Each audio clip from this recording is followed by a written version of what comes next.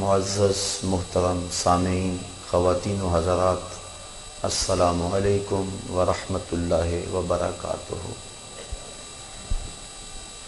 ہر حرف آخر کے عنوان سے بہت کچھ دیکھا۔ بزرگوں نے اپنے انتقال کے وقت جو وصیتیں کیں وہ بھی نظروں سے گزریں، بڑے بڑے مفکرین کی آراء بھی پڑھی،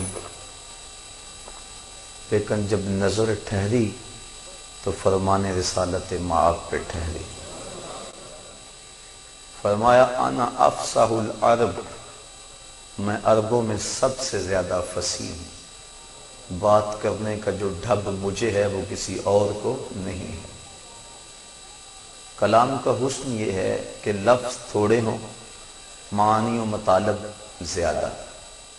خیر الکلام ما قل و دل، بہتر کلام وہ ہے جو قلیل ہو اور مدلل ہو۔ لہو خورشید کا ٹپکے اگر ذرے کا جگر چیریں، یہ نہیں کہ 3 گھنٹے کی تقریر بعد میں دیکھو تو پلے کچھ بھی نہ۔ حسن ہے کلام کا کہ تھوڑے لفظ ہوں لیکن معنی و مطالب کے انبار ان کے اندر موجود ہوں۔ اور آقا کریم علیہ السلام کے کلام کا یہ اعجاز ہے کہ حضور 2-4 جملے فرما دیتے ہیں لیکن برسوں اس کی تشریح کرتے رہا۔ بڑی سی بڑی کہانی کو چند لفظوں میں سمو دیتے ہیں۔ سلطان محمود غزنوی کو اس بات میں شک تھا کہ میرا باپ کون ہے، سلطان سبکتگین یا کوئی اور۔ دوسرا شک اس کو قیامت کے بارے میں بھی تھا، یہ اس کی زندگی کے ابتدائی حالات ہیں۔ تیسرا شک اس کو اس حدیث کی صحت پہ تھا، العلماء ورثۃ الانبیاء، علماء نبیوں کے وارث ہوتے ہیں۔ وہ کہتا تھا یہ ٹوٹی پھوٹی چٹائیوں پہ بیٹھ کے پڑھانے والے بلا نبیوں کے وارث کیسے ہو سکتے ہیں؟ خیر وقت گزرتا گیا۔ ایک دن سلطان محمود غزنوی گھر سے نکلا، خادم سونے کا شمعدان لیے آگے آگے چل رہا تھا۔ بادشاہ کی آنکھوں کے سامنے ایک منظر آیا، ایک مدرسہ ہے جس کی چھوٹی چھوٹی 4 دیواری ہے، اس میں ایک طالب علم اپنا سب یاد کرتا ہے، بھول جاتا ہے تو مدرسے کی لالٹین میں تیل موجود نہیں، قریب ہی ایک ہندو کی دکان پر جلتے ہوئے گیس کی روشنی میں آ کے اپنا سب دیکھتا ہے، جا کے پھر دہراتا ہے، بھولتا ہے تو پھر آتا ہے۔ زندگی میں پہلی مرتبہ اس نے علم دین کے لیے یہ تڑپ دیکھی تھی اور ان لوگوں کے دکھوں سے پہلی مرتبہ آگاہ ہوا تھا۔ دل پسیج گیا، وہ سونے کا شمعدان اس طالب علم کو دے دیا۔ طالب علم راضی ہو گیا۔ ایک روایت کے لفظ ہیں من اعان عالما او متعلما بکلام منکسر او بقرطاس فکأن بنى الکعبۃ 70 مرہ، جس نے کسی عالم یا طالب علم کی مدد کی کاغذ کا ٹکڑا دے کر یا ٹوٹا ہوا قلم ہی دے کر، وہ ایسا ہے جس طرح اللہ کے گھر کعبے کو 70 بار تعمیر کیا، اور اس نے وہ پورا شمعدان دے دیا۔ طالب علم راضی ہوا، اللہ کے محبوب بھی راضی ہو گئے۔ یہ جو طلباء ہیں ان کی خدمت سے حضور کی رضا نصیب ہوتی ہے۔ سلطان محمود غزنوی سویا، مقدر جاگے، حضور علیہ السلام کی زیارت نصیب ہوئی، اور آقا کریم نے فرمایا من رآنی فی المنام فقد رأى الحق، جس نے مجھے خواب میں دیکھا اس نے مجھے ہی دیکھا۔ شیطان خواب کے اندر آ کر بھی حضور کی مثل ہونے کا دعویٰ نہیں کر سکتا۔ یہ شیطان کو بھی ہمت نہیں ہے کہ وہ نبی کی مثل ہونے کا دعویٰ کرے۔ کہا جس نے مجھے دیکھا اس نے مجھے ہی دیکھا۔ شیطان خواب میں میرا روپ نہیں ڈھال سکتا۔ دوسری بات، من رآنی فی المنام فسیرانی فی الیقظہ، بخاری شریف کے کلمات ہیں یہ۔ فرمایا کہ جس نے مجھے خواب میں دیکھا ان قریب جاگتے بھی دیکھ لے گا۔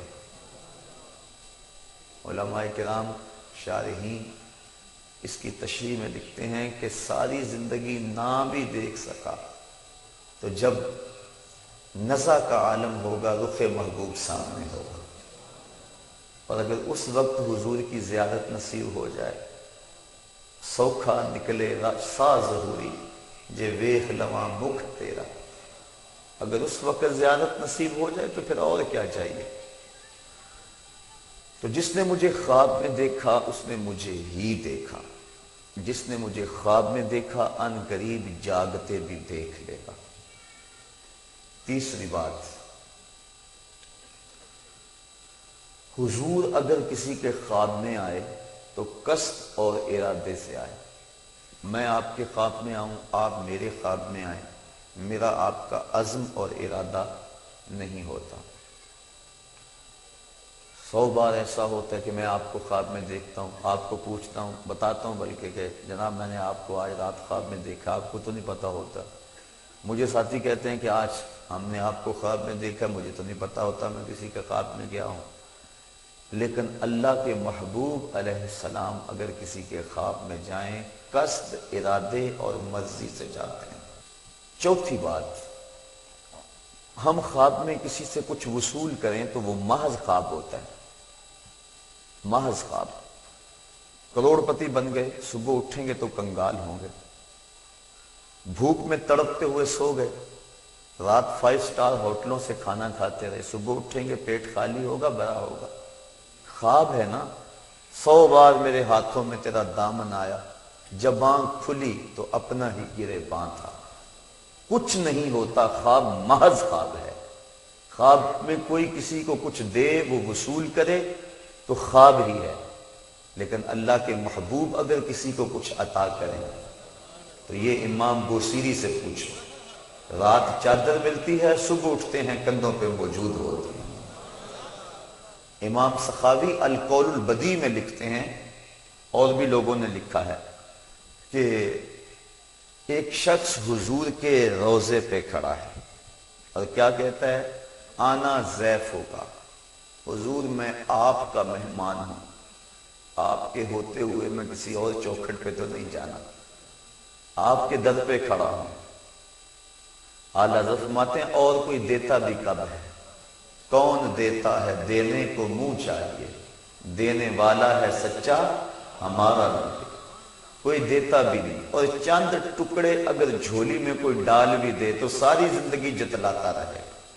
عارف عبد المتین نے اس موقع پہ حد کر دی، وہ کہتا ہے اور جتنے بھی سہارے ہیں سبق کرتے ہیں، اور جتنے بھی سہارے ہیں سبق کرتے ہیں، عزت نفس بڑھاتا ہے سہارا تیرا۔ ہر سہارا بندے کو کمزور کرتا ہے۔ کسی کی چوکھٹ سے مانگ کر آنے والا سر اٹھا کر نہیں چلتا کہ میں فلاں کا مانگت ہوں، لیکن جو نبی کی چوکھٹ سے خیرات لے کر پلٹتا ہے وہ سر اٹھا کے چلتا ہے کہ مجھے یہ خیرات نبی کے در سے ملی ہے۔ اور جتنے بھی سہارے ہیں سبق کرتے ہیں، عزت نفس بڑھاتا ہے سہارا تیرا۔ اور اعلیٰ حضرت نے حد کر دی، فرماتے ہیں ٹھوکریں کھاتے پھرو گے ان کے در پہ پڑ رہو، ٹھوکریں کھاتے پھرو گے ان کے در پہ پڑ رہو، قافلہ تو اے رضا اول گیا آخر گیا۔ وہ تو کھڑا ہی حضور کی چوکھٹ پہ ہے، آنا ضیف ہوگا، حضور میں آپ کا مہمان ہوں، آپ کے ہوتے ہوئے میں نے کسی اور چوکھٹ پہ نہیں جانا۔ اور یہاں کھڑا عرض کر رہا ہے، بندہ مٹ نہ جائے آقا پہ تو وہ بندہ کیا ہے، بے خبر ہو جو غلاموں سے وہ آقا کیا ہے۔ کہتا کھڑے کھڑے پہ میری آنکھ لگ گئی، آنکھ لگی تو مقدر جاگا۔ حضرت علی المرتضیٰ رضی اللہ تعالی عنہ اور حضرت عمر فاروق رضی اللہ تعالی عنہ کی ملاقات ہوئی، اور انہوں نے کہا ٹھہر ٹھہر حضور آ رہے ہیں۔ کہا تھوڑی دیر کے بعد آقا کریم تشریف لائے، حضور کے ہاتھ میں روٹی تھی، مجھے عطا کرتے فرمایا لے لے۔ کہتے ہیں میں نے حضور سے وہ روٹی وصول کی اور خواب ہی میں اسے کھانا شروع کر دیا. ابھی آدھی کھائی تھی کہ میری آنکھ کھل گئی. جب آنکھ کھلی تو دوسرا آدھا ٹکڑا میرے ہاتھ میں موجود تھا. حضور اگر عطا فرمائیں تو وہ حقیقت میں عطا فرمانے والے ہیں. تو یہ چار چیزیں ذہن میں رکھیں. جس نے حضور کو دیکھا اس نے حضور کو ہی دیکھا. جس نے حضور کو خواب میں دیکھا بیداری میں بھی وقت جاگیں گے. اور تیسری بات حضور جس کے خواب میں آئے قصد اور ارادے سے. اور چوتھی بات جو عطا کیا وہ حقیقت میں عطا کیا. سلطان محمود غزنوی سویا مقدر جاگے. تین شک تھے. میرا باپ کون؟ قیامت آئے گی کہ نہیں؟ علماء نبیوں کے وارث ہوتے ہیں یا یہ علماء کے من گھڑت الفاظ ہیں؟ اب سویا مقدر جاگے. آقا کریم خواب میں تشریف فرما ہوئے اور مسکراتے ہوئے کہا اے سبکتگین کے بیٹے محمود، آج تو نے میرے ایک وارث کی قدر کی ہے، کل قیامت کو میں تیری شفاعت کر رہا ہوں.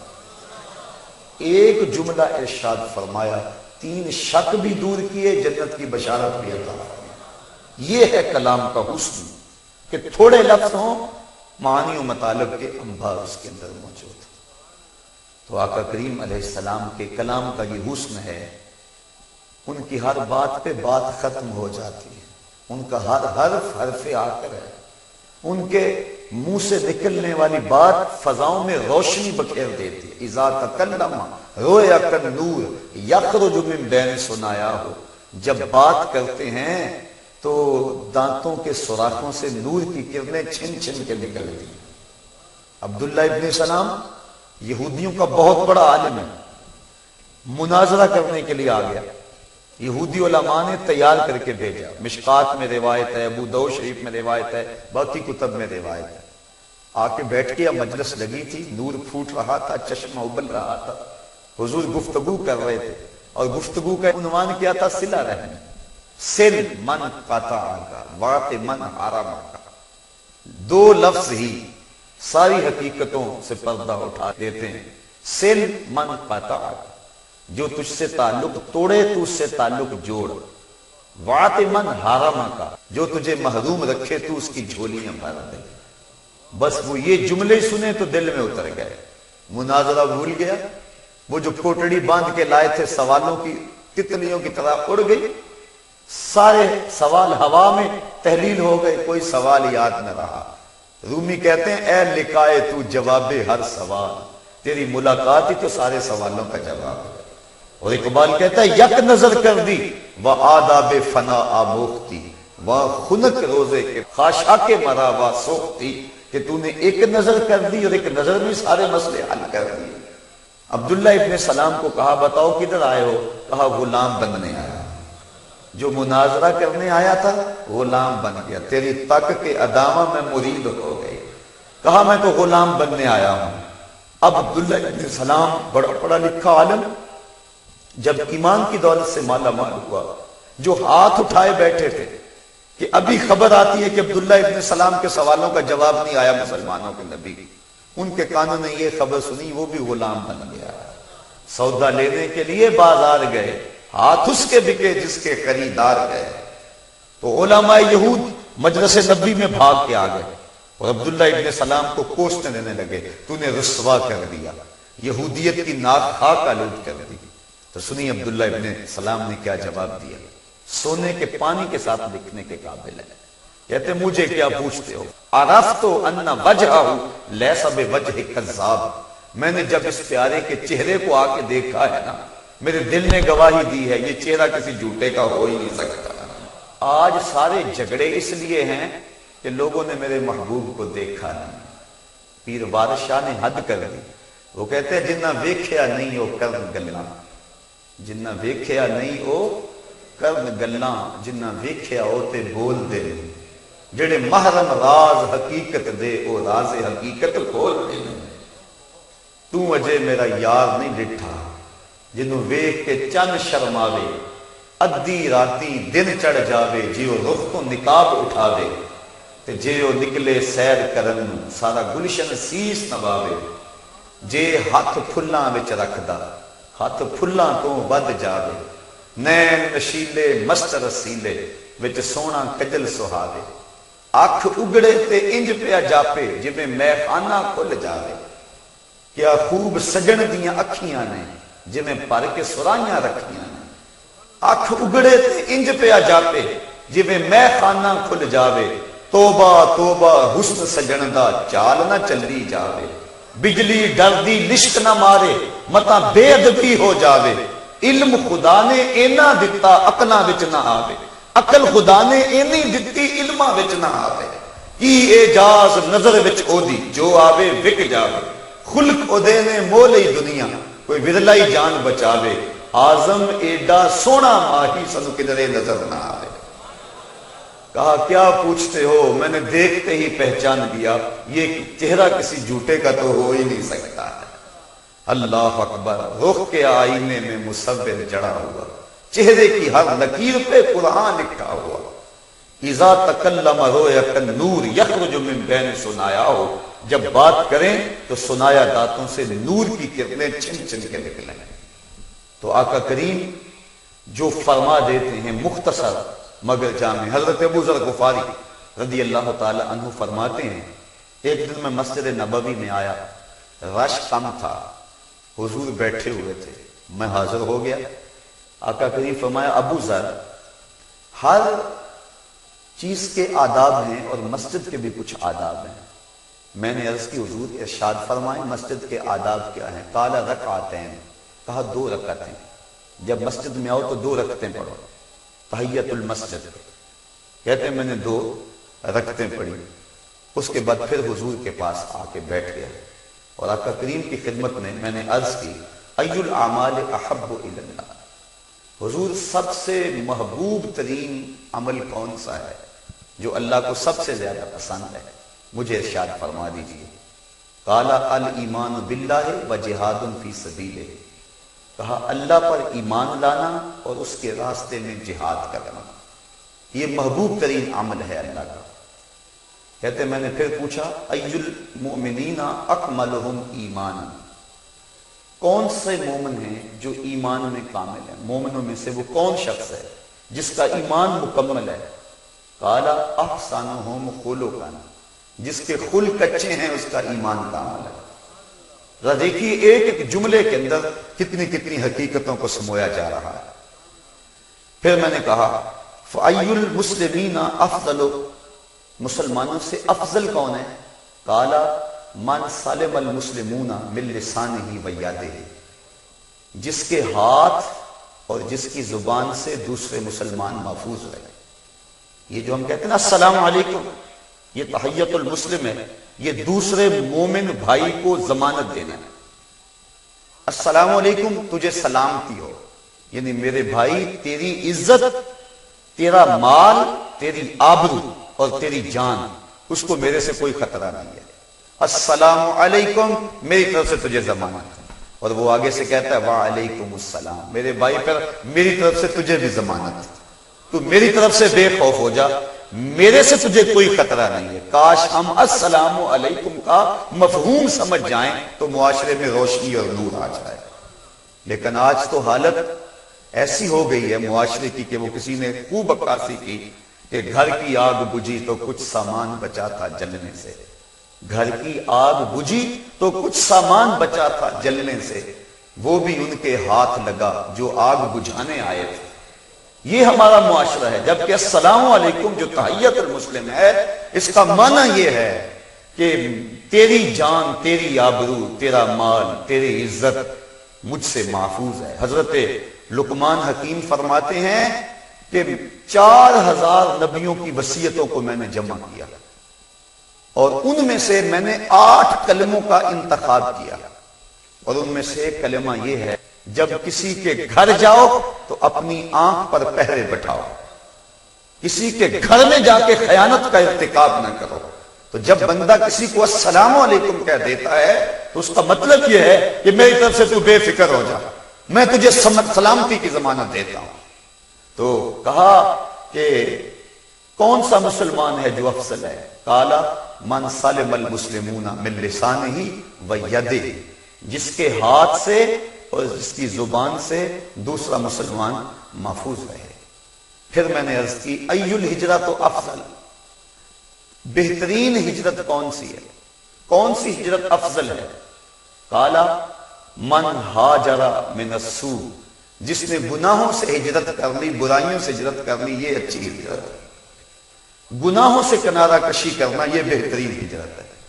کہتے ہیں میں نے پھر عرض کی اوصے نہیں، حضور مجھے کوئی وصیت کر دے، موج لگی ہوئی ہے، مسجد نبوی کا ماحول ہے، رنگ و نور کی برسات ہو رہی ہے، جب حسن تھا ان کا جلوہ نما، انوار کا عالم کیا ہوگا، کیسا رنگ ہوگا، کیسا ماحول ہوگا، کھجور کی چٹائی پہ کونین کا شہنشاہ بیٹھا ہوا ہے، حکمت کے موتی رول رہا ہے، ابو ذر دست بستہ ہے، ہاتھ جوڑ کے پوچھتے ہیں، بندہ نواز جھولیاں بھر رہا ہے، ایک ایک جملے میں خزانے لٹا رہا ہے۔ کہا اوصنی، حضور مجھے وصیت کیجیے۔ کہا اوصیک بتقوی اللہ فإنہ زین لأمرک، کہا اچھا میں تجھے اللہ سے ڈرنے کی وصیت کرتا ہوں، یہ تیرے معاملات کا حسن ہے، تیری زندگی میں نکھار پیدا کر دے گا اگر تو اللہ سے ڈرنا سیکھ جائے گا۔ برکھا برس رہی تھی، باڑا بٹ رہا تھا، رحمتیں امڈ امڈ کے آ رہی تھی، گھٹائیں چھائی ہوئی تھی۔ ابو ذر غفاری نے کہا زدنی یا رسول اللہ، حضور یہ تو وصیت سن لی، کچھ اور ارشاد کر رہے ہیں۔ قالا علیک بطول الصمت وإیاک والضحک فإنہ یمیت القلوب ویذہب نور الوجہ۔ کہا اچھا پھر تیرے اوپر لازم ہے کہ تو خاموشی اختیار کیا رکھے، زیادہ باتیں نہ کیا کر، اور ہنسنے سے گریز کیا کر، اس لیے کہ زیادہ ہنسنا دل کو مردہ کر دیتا ہے اور چہرے کے نور کو اٹھا کے لے جاتا ہے۔ اور ایک روایت میں فرمایا من سامتا نجا، جس نے خاموشی اختیار کی وہ نجات پا گیا۔ پہلی مرتبہ بادشاہ کا بیٹا مکتب میں آیا اور استاد یہ حدیث پڑھا رہا تھا، اس نے کہا پہلے اس پہ تو عمل کر لوں، باقی باتیں بعد میں ہوں گی۔ دل بدل گیا، اندر کا رنگ تبدیل ہو گیا، اب خاموش، گھر میں گیا خاموش۔ بادشاہ پریشان ہو گیا کہ بیٹے کو کیا ہو گیا، حکماء کو بلایا، کسی نے کہا دماغ میں خشکی پڑ گئی، کسی نے کچھ کہا مالش ہو رہی ہے، کسی نے کہا کہ صبح سیر کے لیے بھیجا کرو، کسی نے کہا شکار کے لیے بھیجا کرو۔ خادم ساتھ ہے، شکار کے لیے جا رہے ہیں، راستے میں برگد کا گنا درخت تھا، شکاری نے نظر اٹھائی، دیکھا کہ درخت پہ کچھ موجود نہیں ہے، گزر گیا، گزرا تو فاختہ بول پڑی، واپس پلٹ آیا، شکاری نے دیکھا شاخساروں کے درمیان فاختہ بیٹھی ہوئی تھی، تاک کے مارا فاختہ پھڑکتی نیچے آ گئی، کہنے لگا صدقت یا رسول اللہ، میرے آقا آپ نے سچ کہا، نہ بولتی تو نہ ماری جاتی۔ اب واپس پلٹے، بادشاہ نے کہا سناؤ، خادم کہنے لگا اتنی بات کہی ہے۔ اس نے کہا اچھا اس کا مطلب ہے کہ یہ قصدن ایسے کیے ہوئے، اس کو لٹاؤ اور مارو۔ اس کو لٹا دیا گیا اور جلاد کوڑے برسانے لگا، پھر بولا صدقت یا رسول اللہ، آقا آپ نے سچ کہا، فاختہ بولی وہ ماری گئی، میں بولا میں مارا گیا۔ تو کہا علیکا بطول الصمت، تمہارے اوپر طویل خاموشی اختیار کرنا ہے،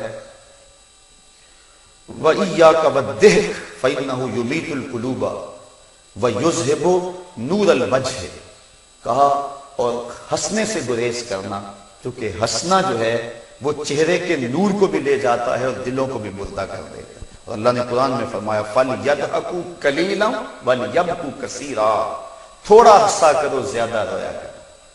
اللہ اکبر۔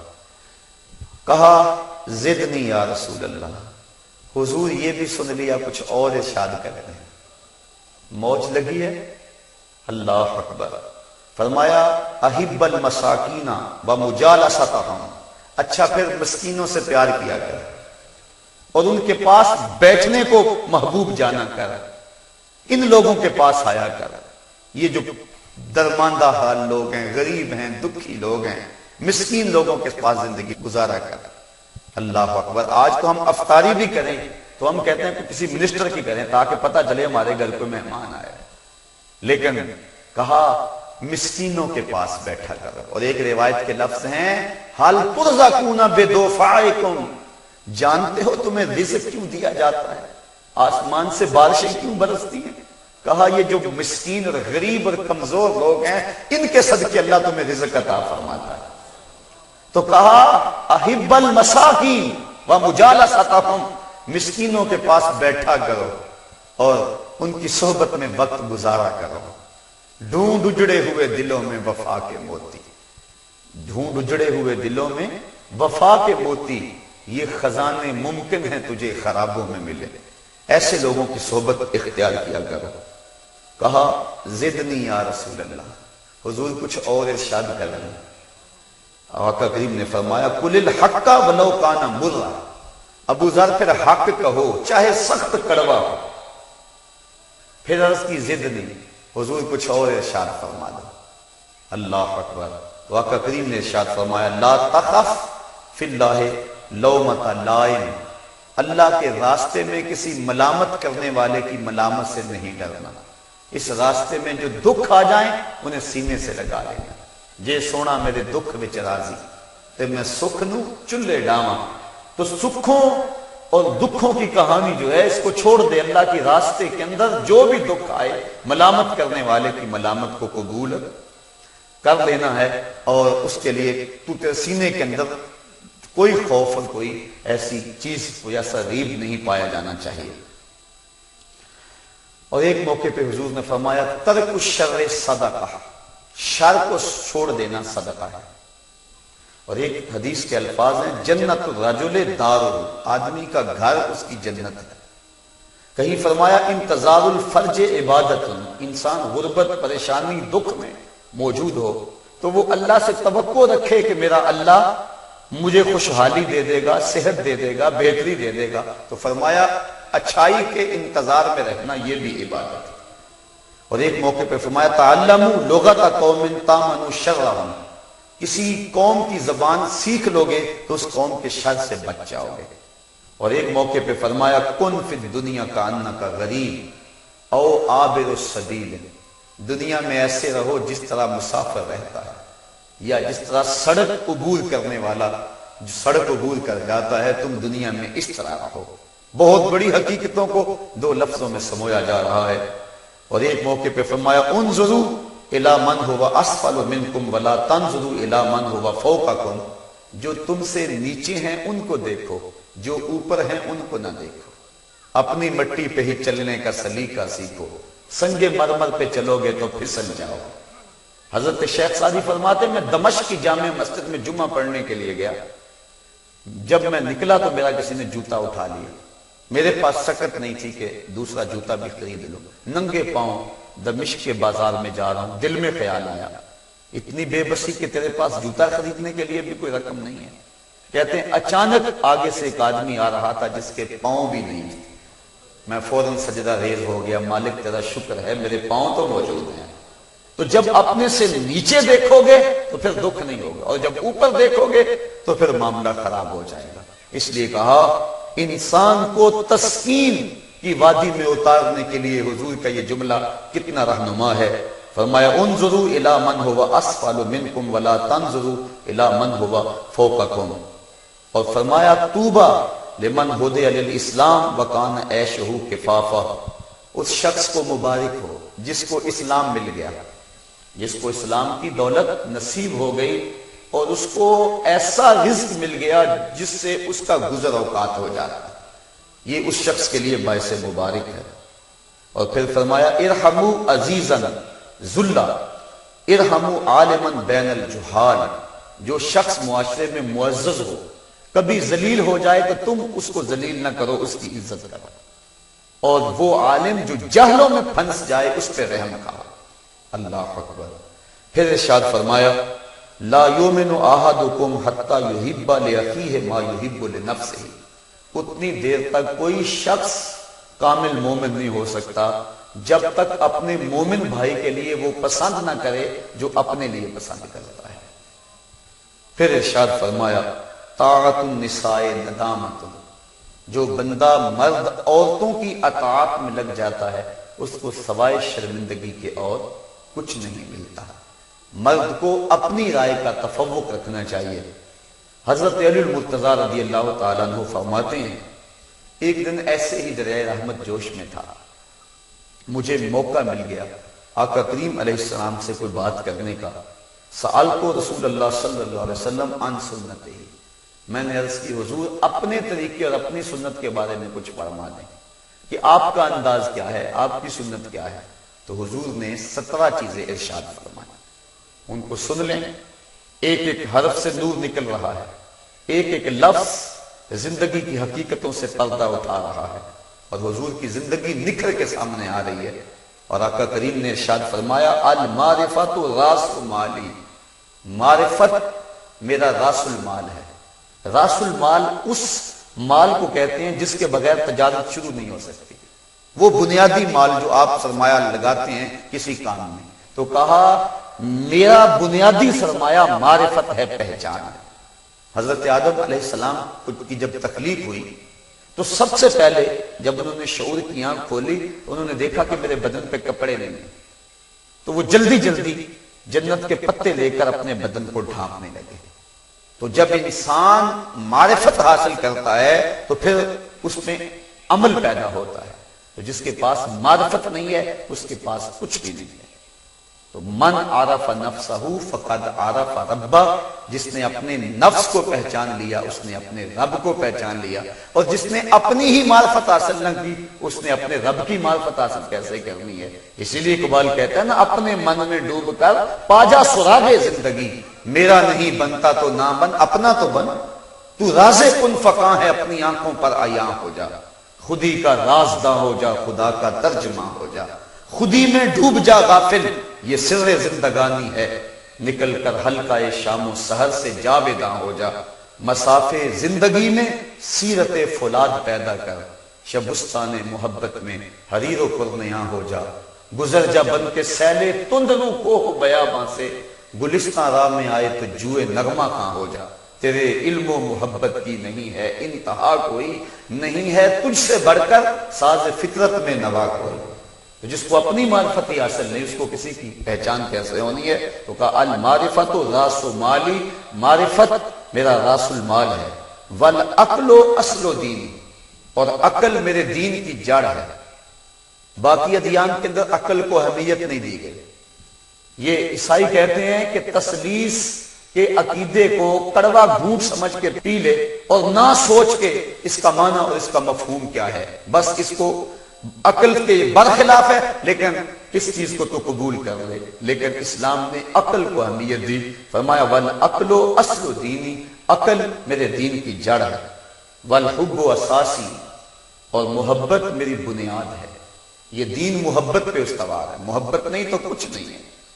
آگے فرمایا والشوق مرکبی، اور شوق میری سواری ہے، وذکر اللہ انیسی، اللہ کا ذکر میرا مونس ہے، میرا غمخوار ہے، والثقۃ کنزی، اعتماد میرا خزانہ ہے، والحزن رفیقی، اور دکھ حزن تکلیف یہ میرا ساتھی ہے، والعلم صلاحی، اور علم میرا اسلحہ ہے، والصبر ردائی، صبر میرا لباس ہے، والرضا غنیمتی، اور رضا میری غنیمت ہے، والعجز فخری، اور عجز درماندگی یہ میرا فخر ہے، والزہد حرفتی، اور زہد و عبادت یہ میرا حرفہ اور پیشہ ہے، والیقین قوتی، یقین میری غذا ہے، والصدق شفیعی، اور سچائی میرا دوست ہے، والطاعت حسبی، اور اطاعت میرے لیے کافی ہے، والجہاد خلقی، جہاد میرا اخلاق ہے، وقرۃ عینی فی الصلاۃ، اور نماز میری آنکھوں کی ٹھنڈک ہے۔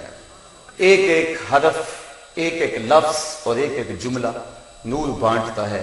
کتنے ایسے الفاظ ہیں اور کیسے کلمات ہیں، اور ایک سمندر ہے، بحر ظفار ہے، لیکن اگر سب کو آپ کے سامنے رکھوں تو وقت تو سمٹ گیا۔ حضور کی آخری نصیحت جو اپنی امت کو ہے وہ آپ کے سامنے رکھ کے اپنے موضوع کو نقطہ انجام تک پہنچاؤں گا۔ حضرت علی المرتضیٰ رضی اللہ تعالی عنہ سے روایت ہے کہ جب حضور علیہ السلام کا آخری وقت آیا تو اس وقت حضور حجرہ عائشہ میں تھے، اور آقا کریم نے اس وقت فرمایا کہ مجھے مسواک دو۔ حضرت عائشہ صدیقہ رضی اللہ تعالیٰ عنہ فرماتے میں نے مسواک پیش کی، لیکن آقا کریم جب مسواک کو منہ میں لیا تو مسواک سخت تھی، پھر واپس کر دی۔ میں نے اس کو چبا کر پھر حضور کو دیا۔ حضرت عائشہ صدیقہ ساری زندگی فخر کیا کرتی تھی کہ آخری لمحوں میں میرا لعاب اور حضور کا لعاب جڑ گیا تھا۔ اللہ اکبر، ساری زندگی آپ کو اس پہ فخر رہا۔ حضور علیہ السلام نے فرمایا جو لوگ ہیں میرے قریب آ جائیں، تو حضور نے سب کو اپنے قریب کر کے جو حضور کے آخری کلمات تھے وہ حضور نے اپنی امت کو جو آخری اور اہم وصیت کی، ابن کثیر نے اس کو روایت کیا، باقی لوگوں نے بھی اس کو روایت کیا، الفاظ مختلف ہیں۔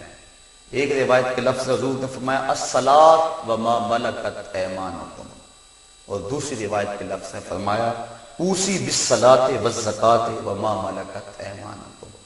اس موقع پہ میں جو تمہیں آخری وصیت کر رہا ہوں وہ یہ ہے کہ نماز کو نہیں چھوڑنا۔ یہ حضور کی، ہمارے پیغمبر کی، ہمارے آقا و مولا کی امت کو آخری وصیت ہے۔ یہ فرمایا نماز نہیں چھوڑنی اور زکوٰۃ کو ادا کرتے رہنا ہے، اور آگے فرمایا جو تمہاری ملک ہیں ان کے بارے میں اللہ سے ڈرنا۔ غلام اور بیوی یہ دو تمہاری ملک ہیں، یہ تمہارے محتاج ہیں، تمہارے دست نگر ہیں۔ اگر تم ظلم کرو گے تو یہ بیچارے کیا کریں گے؟ تو جو پیغمبر اسلام، آقا نبی رحمت، امام الانبیاء کی امت کے نام آخری وصیت تھی، اور اس کے بعد حضور علیہ السلام اللہ کے حضور پیش ہو گئے۔ اللہم بالرفیق الاعلی، کہا اللہ نے کو بندے کو اختیار دیا ہے، چاہے وہ اس دنیا پہ رہے چاہے اس دنیا پہ چلا جائے، لیکن اس بندے نے تو اس دنیا کو اختیار کیا ہے۔ حضرت صدیق اکبر زاروں کے تار رونے لگے کہ حضور ہی تو اس بندے سے مراد ہیں، اور حضور اب جا رہے ہیں۔ تو اللہ نے اختیار بھی دیا اپنے محبوب کو، لیکن حضور جو ہے وہ اپنے مالک کی حضور چلے گئے، برزخی زندگی کا آغاز ہوا۔ تو آخری وصیت تمہارے نبی کی تمہارے نام 14 صدیوں کے فاصلے کے باوجود آج بھی آپ کے کانوں میں گونج رہی ہے۔ اس کو حرز جاں بنا لے، اس کو دل کی تہوں میں سجا کے جائیں، اور جمعۃ المبارک کا یہ پیغام نہ خود سنیں بلکہ اس پیغام کو جہاں تک ممکن ہو، آپ ساری گفتگو کو تو شاید یاد نہ رکھ پائیں لیکن ان آخری جملوں کو تو یاد رکھ پائیں گے۔ حضور علیہ السلام جب اس دنیا کو چھوڑ رہے تھے، یہ کائنات اجڑ رہی تھی، امام الانبیاء رخصت ہو رہے تھے، اور آقا کریم علیہ السلام کے صحابہ رو رہے تھے، اور وہ حالت ایسی تھی کہ سیدہ کہتی ہیں صبت علیہ مصائب لو انہا صبت علی الایام سرنا لیالیا، میرے اوپر ایسی مصیبتیں ٹوٹ رہی ہیں اگر وہ دنوں پہ پڑ جائیں تو وہ کالی راتیں بن جائیں، دن دن نہ رہیں۔ جب کائنات کا دھولا اس کائنات سے رخصت ہو رہا تھا اور فرشتے انتظار میں لگے ہوئے تھے، فرش والے رو رہے تھے، عرش والے جو ہے روح مصطفیٰ کا استقبال کرنے کھڑے تھے، اور اللہ تعالیٰ جل شانہ کے محبوب اللہ کے حضور حاضری کے لیے بے تاب تھے، کیونکہ تحفۃ المومن الموت، لوگوں کے لیے تو موت بھیانک ہوتی ہے اور مومن کے لیے موت ایک تحفہ ہے۔ موت تحفہ ہے، یار جب یار کو ملنے جائے تو اس کو پریشانی نہیں ہوتی ہے بلکہ وہ تو خوش ہو کے جاتا ہے۔ تو آقا کریم جس رب کے لیے تڑپتے تھے، جس رب کا نام جپا کرتے تھے، آج اس کے حضور پیش ہو رہے ہیں۔ آخری باتیں حضور نے جو اپنی امت سے کہیں، پھر اس کے بعد حضور علیہ السلام امت سے رخصت ہو گئے اور فرمایا اوصی بالصلاۃ والزکاۃ وما ملکت ایمانکم، میں تمہیں یہ وصیتیں کرتا ہوں، ایک نماز نہ چھوڑنا، اور ایک زکوٰۃ ادا کرتے رہنا، اور تیسرا تمہاری ملک جو بھی ہیں، غلام، لونڈیاں، تمہاری بیویاں، کہا ان کے ساتھ حسن سلوک کرنا۔ یہ آخری لفظ تھے، اس کے بعد حضور نے کچھ نہ فرمایا اور اس دنیا سے حضور رخصت ہو گئے۔ تو ان لفظوں کو دل کی تہوں میں اور پرتوں میں سجا لو، اور اس پیغام جمعۃ الوداع کو اپنے گھروں میں لے جاؤ۔ اللہ مجھے آپ کو اپنی رحمتوں کے حصار میں رکھے اور